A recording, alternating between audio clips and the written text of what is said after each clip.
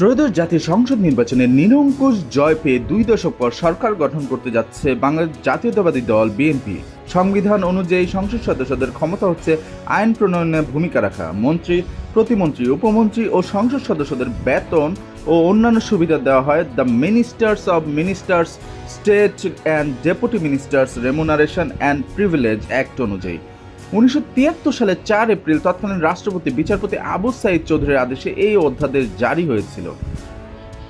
সর্বশেষ এই অধ্যাদেশ সংশোধন করা হয় 2016 সালের 12 মে। এর আওতায় মন্ত্রী, প্রতিমন্ত্রী, উপমন্ত্রী ও সংসদ সদস্যদের বেতন ও অন্যান্য সুবিধা নির্ধারিত হয়ে আসছে। একজন মন্ত্রীর মাসিক বেতন 1,05,000 টাকা। এছাড়া প্রতিমন্ত্রী 92,000 টাকা, উপমন্ত্রী 86,500 টাকা এবং সংসদ সদস্য 55,000 টাকা মাসিক বেতন পেয়ে থাকেন।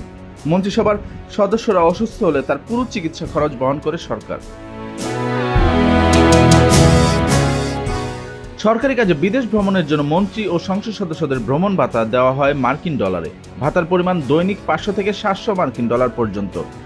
মন্ত্রী, প্রতিমন্ত্রী ও উপমন্ত্রী সরকারি খরচে একটি করে গাড়ি সুবিধা পান, আর সংসদ সদস্য হওয়ার পর শুল্কমুক্ত গাড়ি আমদানির সুবিধা পেয়ে থাকেন সংসদ সদস্যরা। জ্বালানি বাবদ মন্ত্রী, প্রতিমন্ত্রী ও উপমন্ত্রী দৈনিক 18 লিটার জ্বালানি তেলের সমপরিমাণ টাকা পান। এছাড়া পরিবহন ভাতা তারা মাসে পান 70,000 টাকা করে। এছাড়া তারা নির্বাচনী এলাকায় যাওয়া আসা ভাতা হিসেবে প্রতি মাসে আলাদা করে দেওয়া হয় 12,500 টাকা করে।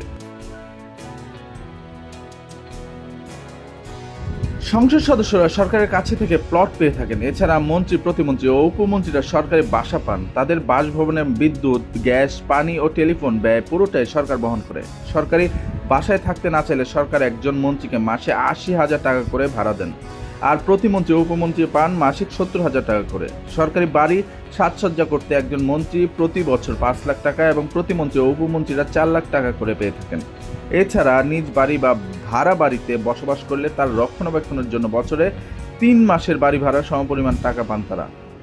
মন্ত্রী ও সংসদ সদস্যরা সম্মানী ভাতা পান প্রতি মাসে 5,000 টাকা করে। এছাড়া টেলিফোন ভাতা হিসাবে 7,800 টাকা, লন্ড্রি ভাতা 1,500 টাকা, মাসিক ক্রোকারিজ, টয়লেট্রিজ কেনার জন্য ভাতা 6,000 টাকা করে পান তারা।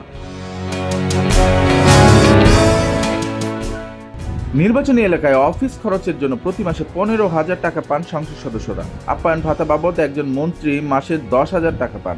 এছাড়া প্রতিমন্ত্রী 7,500 টাকা এবং উপমন্ত্রী ও সংসদ সদস্যরা এই ভাতা পান 5,000 টাকা করে। নিজ এলাকার মসজিদ, মন্দির উন্নয়ন সহ এলাকার মানুষের দাতব্য কাজে একজন মন্ত্রী বছরে পান 10 লাখ টাকা, আর প্রতিমন্ত্রী পান 7.5 লাখ ও উপমন্ত্রী পান 5 লাখ টাকা করে। এছাড়া একজন সংসদ সদস্য বছরে 5 লাখ টাকা পান।